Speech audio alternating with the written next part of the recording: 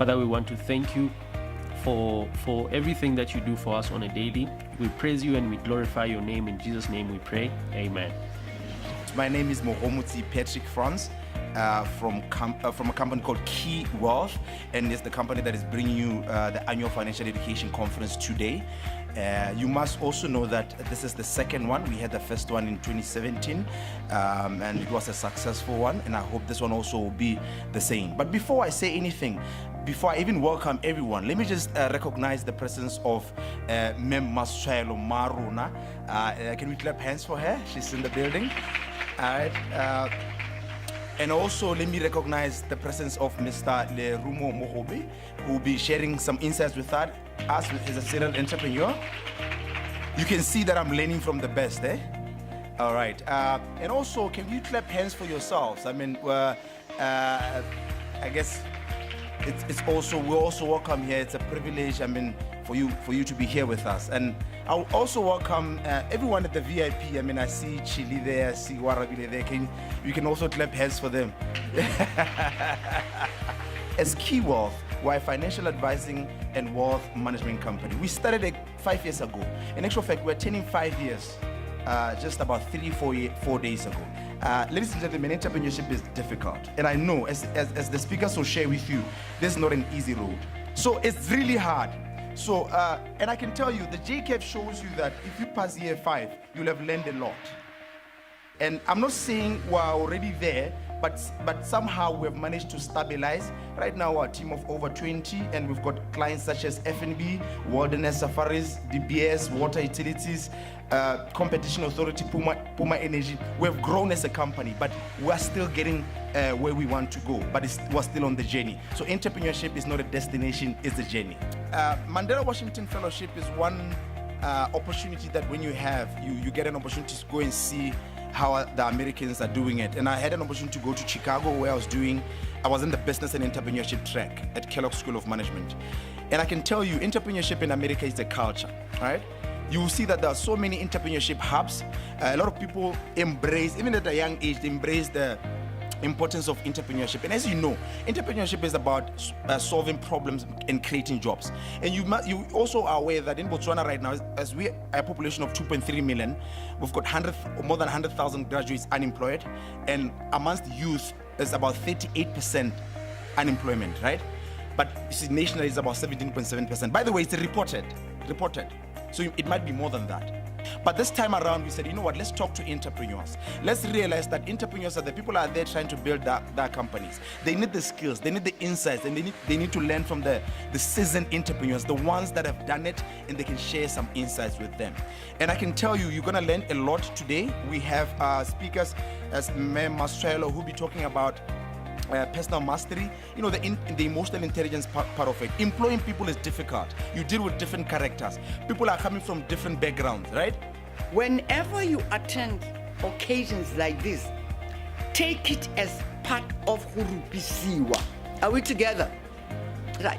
Say, now I've come here to gain something that will up me as a role player. And to do that, you have to be in a healthy place. We are not well at all. Am I agreeing or not? Yes. So we must understand that you cannot achieve anything, starting from happiness, which I'm sure you know that we're at the bottom of the rung when it comes to the happiness index. If I have the time and you don't know, I'll fill you in. You know. But the point is, you have to be healthy. You cannot achieve any of your dreams. You cannot reach any of your goals unless you are holistically healthy. So I'm going to give you 30 seconds to go with this at the definition of health. Because when we talk about health, the last time I was standing on this platform, actually, I was talking to doctors, psychiatrists, psychologists, and so on. And we're talking about holistic health. So you must understand what health is. Health is the ability to self-manage. Yeah? In the face of challenges, socially, physically, psychologically, let's put in spiritually. Emotionally, did I count emotionally in? Hey, ra utlwana bagaetsho. Unless you can manage yourself effectively, there is no way you can perform in excellence in all the roles that you are playing. Does that make sense to you? So then you must then understand that you have to live with high levels of self-awareness. People have heard this term, but when you ask what self-awareness is, people will tell you it means be aware of yourself. They just juggle the terms around. What it means actually is that you must live in your consciousness. So living, people would say like be alert and aware all the time. And I mean it, on a moment by moment, minute by minute, day by day basis. Be aware of what you're saying, starting from what you're thinking, how it comes out of your mouth, and what action you take, how you behave after that, how you conduct yourself, how you relate to other people, how we interpret things. So that you have to be aware. Otherwise, you'll be slipping up and then you start blaming other people, situations, circumstances, and so on. If you are here, you've made a declaration, a decision. Yahore, I am here to learn something that, because I'm healthy, I know I can tackle. Dombi Sitwaelo, and I'm a counselor life coach, and my interest is in the transformation of human beings. In short, meaning that I have a great interest in the evolution of a human being in terms of mentally, emotionally, spiritually, and physically. So essentially that's how I would like to describe myself. The reason I am here, the role I was playing today was really to set up the participants, to ready them for all the other teachings that they were going to receive today. Because a lot of times people will come to a gathering like this one and they will be talking about, I've come to learn this, like this, I'm educated, in this case, to be educated on finances. That's the main thing about financial literacy. But the point is, anything that you learn, you need, first of all, yourself to be in a healthy space holistically. Otherwise, you just take the information and not be able to apply it to yourself or to your life issues. We are very busy with our brilliant ideas, right? I'm an entrepreneur. I want to do great things. But are you emotionally intelligent? Sometimes you focus on the bottom line. Why is my business not doing well? Why this, why that? The problem might just be you. Who among you are entrepreneurs or aspiring entrepreneurs? Who among you are intrapreneurs? Let me teach you what it means first before you raise your hand. Entrepreneurs, we know business people who are involved and engaged in commerce and commercial activity. Intrapreneurs are people who exhibit the same characteristics of external entrepreneurs, but they do it from within their organizations. So from what you responded by saying when Master Twilo was asking you, I get the impression that the majority of you are entrepreneurs. You are entrepreneurs but working within a space of organizations. I've learned a thing or two about starting, growing, and maintaining an enterprise over an extended period of time in this lovely country of ours, Botswana. We have turned what started with literally 100 pula, which I remember taking from my pocket in the sense of signing a check and opening an account at Barclays African Mall. There was Barclays African Mall those days. And I signed a check for 100 pula to open a business account for Lerumo Mogobe in 1991 when I first started. And now we've been able to cultivate that business from those few pennies to 1,000 pula business, to 100,000 pula business, to 1,000,000 pula business, and now to what is now a multi-million pula enterprise. And it is our hope and belief that with time we'll turn it into not just a billion pula enterprise, but into a multi-billion pula enterprise. It's all about an equilateral triangle like this, okay? It's all about this. Here is burning desire. It's burning what? You need to have that. You need to have that fire in the belly to do something, to make a difference. Here is indomitable faith. What is here? Indomitable faith. But here is a thing called massive action. So you need this equilateral triangle of activity or of application. You need the desire, you need the faith, the belief, and now you also need massive action to make a difference. If you also want to further encourage yourself, you can read a book by an author called David Schwartz. It's called The Magic of Thinking Big. And one of the things he does there, which I love, he exposes one of the terrible diseases that we suffer from, called excusitis, the disease of giving excuses. And to that I've added another disease which is called victimitis. So I want you to pledge. Let us pledge now. Are you diversified? Mark Zuckerberg is a billionaire. He's focused maybe on one thing. Why is it important to diversify? Is it for risk? Is it for income? I think the purpose in my case certainly was to ensure that the roots are deep enough and to ensure that it wasn't just a case of having something to fall back on. I was just wanted to ensure that although I'm in the property space, but there are different aspects of property to create an ecosystem, like I explained, within which money can circulate and business can become self-sustaining. That was the real reason. Absolutely. I've had a very interesting and interactive experience with the audience. I would like to think that the audience was sufficiently energized, empowered and enthused, and that they have learned something from our participation this morning. I certainly learned a lot from the presentation Yaha Masitshwaelo when she talked to us about the 7 deadly sins to be avoided, and when she talked to us about the importance of having energy, having enthusiasm, the importance of that in life. I also am looking forward with great anticipation to the presentation of Mr. Base Siboneho, which is the next one. On the whole, so far, it's been a wonderful and exciting experience. I do hope that the audience has benefited as much as I have. Good day, my name is Tumelo Sejobi Tumelo, and I'm simply the Director of Ceremonies for this year's Annual Financial Education Conference. The theme is Building Financially Sustainable Enterprises. So far, it's an amazing event. The feedback is also amazing. People are enjoying the realness of the event and the opportunity to ask and interact with multi-millionaires. I'm the producer and the production manager for Mighty Majoran.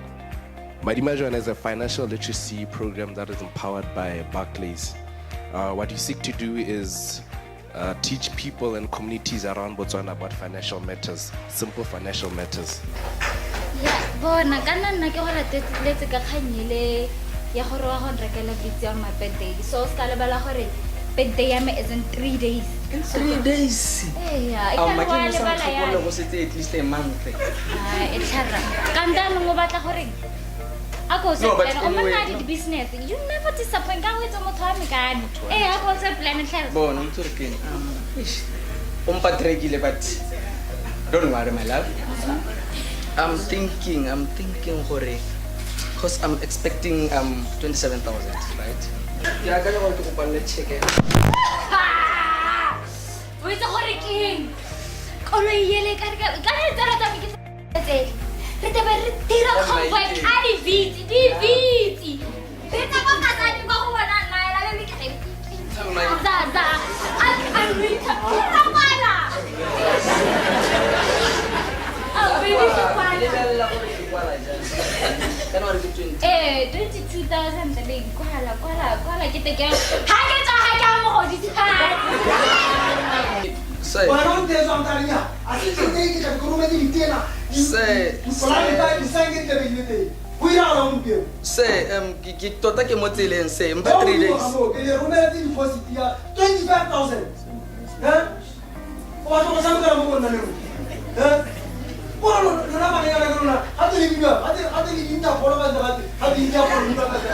Ya? Ya hadi le bilmiyor ama. Hello. Hey, Fifi. Ke marara. Ke marara akay check. Akay mati. Hey, bona utorking. Within 14 days. Bona utorking. Ngwanyana kwena. On thetsi ware within 7 days o tla bo setso untuetse. Ka go ha 3 days o paletswe, so I don't want stories. I need my bona. No, listen. Ke batla madi aka today. What can I do? Oh, ra go ipona vitsile.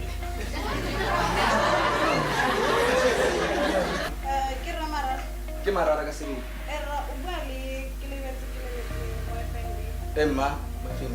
I'm calling you, check your one right now at 22,500. Ga isa e change.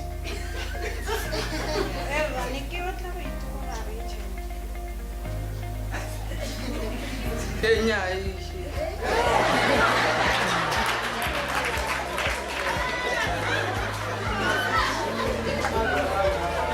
They touched on real issues that we're all exposed to, but some people don't necessarily always understand and get the message. We've been sharing on what we learned, so it really shows if we come together, who would have thought the creative industry will meet finances somewhere? But we are living during those times. Another round of applause. I am a television presenter, radio personality, media entrepreneur. Every single Friday and Saturday, I get to use this awesome big voice of mine and my bubbly personality to entertain and engage with people on radio on Gabza FM 96.2. Hi, Gabza FM. Yes, it's called The Arcade, and that's where we have hashtag Rea on Air. I'm also a TV personality. You can watch me on BTV every Monday at 8:30 p.m. for Travelogue Botswana, where we get to show you the best of the best in terms of tourism in Botswana. I also am on Now TV, which is on DSTV, and I'm so excited about that. It recently launched 2 days ago. I host a show called African Youth in Business. So I grew up just always being that entertaining girl, always confident, never shy of any stage and anyone in the room. At the tender age of 10 years old, which is why I have 10 years of experience, I went on to host a kids' TV show called Mantloneng. I want to share something with you. When I walked into that auditorium, I knew that job was mine. And that's because I knew that I was what they wanted. They wanted a confident person, tick. They wanted someone with personality, tick. That was me, and obviously the age part. I knew that was me, and I got into that room. There were about over 800 people there, but I knew this job is mine. And I think when it comes to monetizing your talent, the first thing that you need to recognize is, do you have a talent? What is your talent? Your talent is something that you're born with, something that you are gifted in, something that you can do a little bit better than your neighbor. I decided to use what I had, where I was, with who I had. And who did I have? Myself. I didn't have a team. I didn't have your HD 4K cameras. No, I just had an HTC 1M7, and that's all I was going to use. I was with my mom that time, and I came back to Botswana, and I gave my friend, I didn't wait. I didn't go around asking, what do you think about this idea? Do you think I should do this? Do you think it'll work? No. I got to Botswana, asked my friend, hey, to hold my phone, let me do this. She didn't even know what I was doing. I recorded that, put it up. That video got about 700 views, which by then, 5 years ago, that was a big deal. And so then I started doing that, being consistent and engaging with people on social media, doing social media codes, putting more videos, more pictures, and people really liked that. Back then, people were doing more blogging than vlogging. So we were like the first few people to do that. We were breaking new ground. started off, and as time went on, I must say, I really felt discouraged at some point.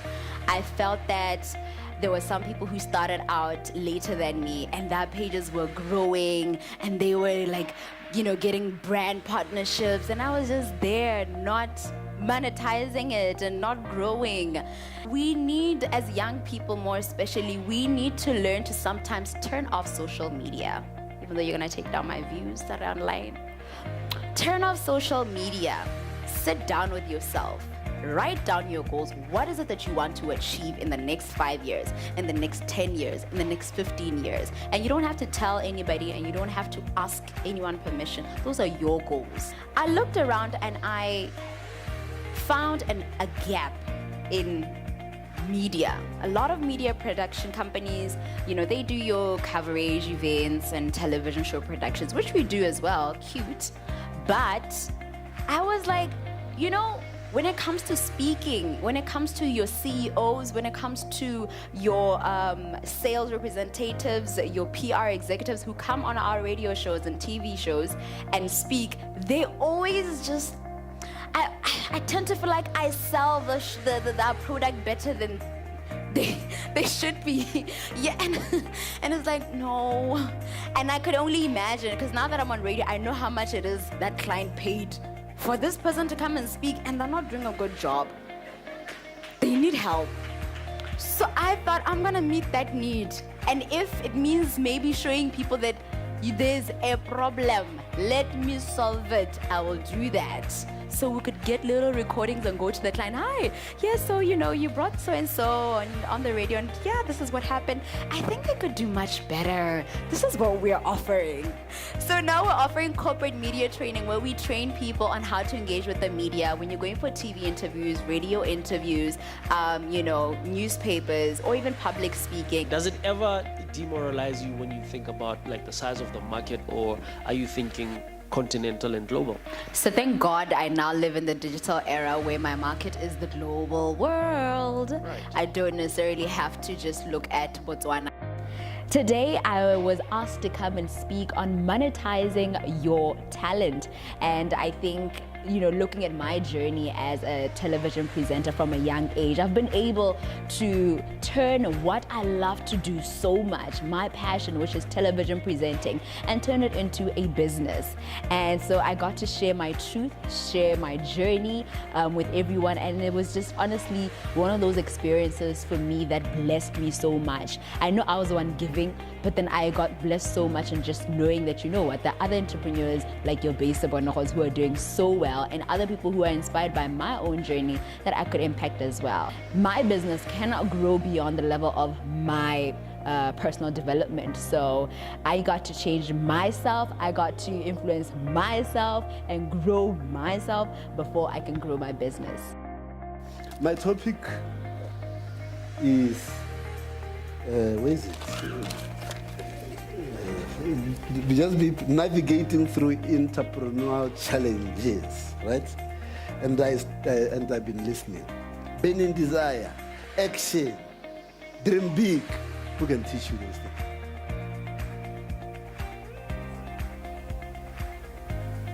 Can you be taught to dream big? God, really? Can you be taught to act? Can we be taught to have a burning desire? And I want you to have a burning desire. I wonder how it is. I can't imagine that conversation. Burning desire. Don't give up that quick. I pray that you die with a baton in your hand to pass on to the next generation. This thing is generational. And then it closes by a quote by Winston Churchill. Success is not final, and failure is not fatal. It is the courage to continue that counts. Have you ever had to close a business, or maybe a business unit that you owned? And why did you think it was necessary for you to make that decision at that particular point?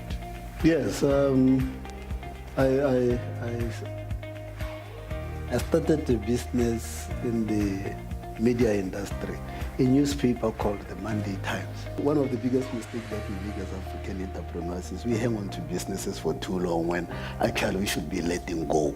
We don't know when to say, you know what, wow, I loved it and so much. Yes, emotional and sentiments, but I must let go. Babiletsa, le Mr. Mogopa, le Resebonego.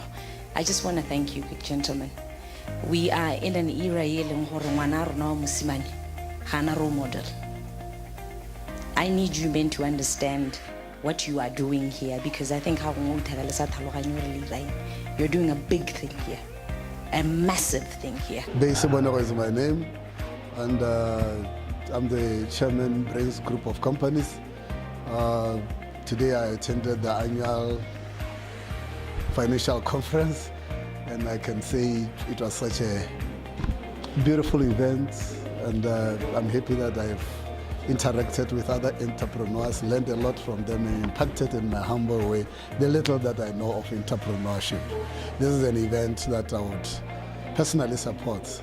We are a group of young Botswana who were part of an amazing program last year called the Mandela Washington Fellowship under the Young African Leadership Initiative, which is a flagship program that was introduced by the former president of the US, Barack Obama. So upon our return, and this is the case with every cohort that comes back from the program, to undertake a project on a particular issue, a topical issue in the country. And fortunately for us, and with my background, or rather my area of focus on migration, we were then allocated human trafficking, and which is what I seek to make a presentation on. Now, human trafficking is an area in Botswana that is relatively unknown. Not much is known about human trafficking. Now, with that in mind, our role has been to raise awareness under this project. One, to make people aware that there's actually a law in place that seeks to address this particular problem.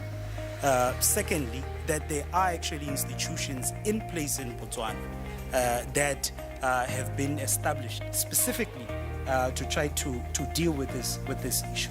And we know that currently in Botswana there haven't really been many cases of human trafficking that have actually been successfully prosecuted in court. There's only one that went as far as the High Court, but we understand that there's been appeal. An appeal has been actually launched in that case. So if you think about it, we are not doing very well insofar as the cases that touch on human trafficking. So, what is your opinion on the idea of tenders? Do you believe that it's important? It's not important? What is your opinion on tenders? Throughout my tenure at ICRC, I've seen a lot of disputes over tenders. And indeed, there's the phenomenon of tenderpreneurship as opposed to entrepreneurship that is going on in Botswana. So as entrepreneurs, I think it advantages us to become familiar with procurement. Procurement is a field of study. There are procurement specialists out there. And I think it is very, very important when you get to a certain level. For instance, some of the larger buildings that we are developing, the only realistic tenants that we are hoping for are government. And the only way that government can move in, from my point of view, is through the process of tendering. Your company is fairly new. You might want to grow it and you sort of take it to the next level, and that requires some sort of capital input. Do you think, or are you motivated to look to the conventional sources of capital in our country, such as Mogomotsi, Youth Development Fund, etc., etc.? For venture capitalism and the way I want to grow my business, I think I like the long route. I like the long route of building your business one step at a time. With every income that comes in, you multiply that money, and you acquire more assets, and that is for me how I want to run my business. I don't mind going to entrepreneurs like Base or Remogobe for advice and all of that, but I'm not yet too comfortable with the idea of looking for somebody to then inject in some money, and then like what's gonna happen after that, I'm not too certain. So that's where I'm at. I just want to ask you about the importance of branding. Please don't brand yourself to the level where there is a complete detachment and complete zero correlation between the reality of your business and yourself. Because then you are playing to the gallery. You are not in business. Most people don't live in that consciousness. They live in that subconscious. Why? Because the subconscious is the record of the past. I can tell you, it's not like I'm teaching now, but I like teaching. But I can tell you that a lot of things run as programs. Like you go into your car, you don't have to look where you put the key. You don't have to look where the brakes are. And you see, those are things that are like programs in you. Even poverty is now a program. No, I'm telling you, poverty is a program. That's why you make poor decisions unconsciously. That's why you go to an ATM, Mongolo Town 15, you go in cash book 200. Why? Because it's unconscious poverty decisions. It's scarcity and inferiority complex. More. That's why we tend to leave people with an impression, like a depression, because we are materialistic. There are a lot of people whose names we don't know about who are successful in business, and events like this are important to bring those people into the limelight and just have them share that information. Outside of the conventional, popular businessmen that we already know, I think it is important that we have the names that we had in today's business. Hello everyone, my name is Katla Hanawa. I'm a graduate from the University of Botswana, where I studied public administration and political science. I was very privileged to be here today at the annual financial conference, which was hosted by Key Wealth. I've learned a lot, and I'm really thankful to my mentor, Lilian Moremi, who I got to know about this event from. And it is one of the things that Mayor Ntombiswelo remarked on, that it is very important to have a mentor in life. This has been a great privilege, and like Mr. Mogobe said that he wishes that one day, after a certain number of years, to meet one of us who attended this event and to testify that, what you said or what I learned has worked for me. I believe I'll be one of those people, and thank you so much. Hello everyone, my name is Mogomotsi France, and I'm so excited to having, being part of the team that organized the annual financial education conference. In actual fact, this is the second one, because we had the first one in 2017, which was a success, and I'm also excited to know that this one also was a success. And I've also seen that, the guys have worked so hard. They've done a marvelous job.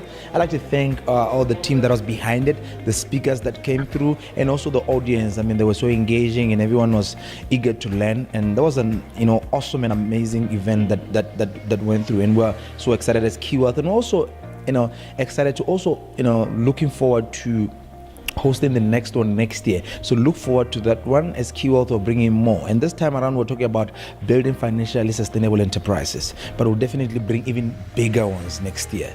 Thanks a lot.